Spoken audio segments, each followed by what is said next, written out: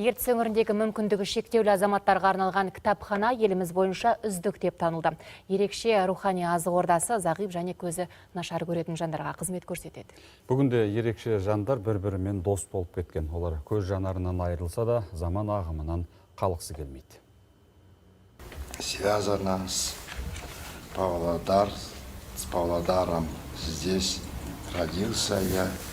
Арнайы кітапхана елімізде алғашқылардың бірі болып ашылды. Жарты ғасырлық тарих бар кітапхана зағип және көзі нашар көретін оқырмандар үшін рухани панаға айналғандай. Еркін Баяндин кітапхананың байырғы оқырманы. Аптасына бірнеше рет бұл жерге келуді әдетке айналдырған. Міне көріп отырсыздар, мына жерде міне үлкейтілетін арнайы сайман бар, міне көріп отырсыздар.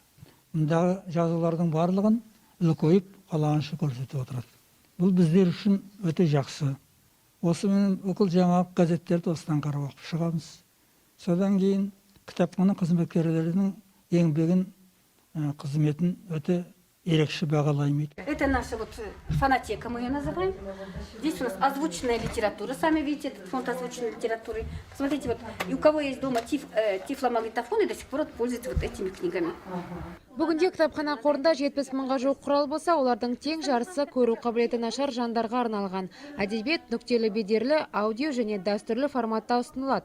Дыбысты кітаптарды мамандар өздері дайындайды. Қызықты күнде қыздырған, араңдатқан 25, асау талқы бұзылған, бораңдатқан 25.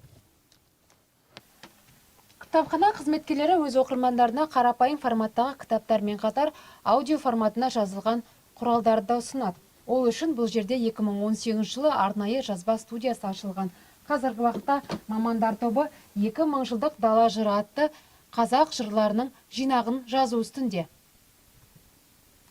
Мамандар оқырмандарды компьютерлік сауаттылық пен Брайль жүйесі бойынша оқуға үйретеді. Кітапхана қызметкерлері оқырманның сенімді серігі, сырласына айнала білді. Содан болар мекемеге келушілер үзілмейді.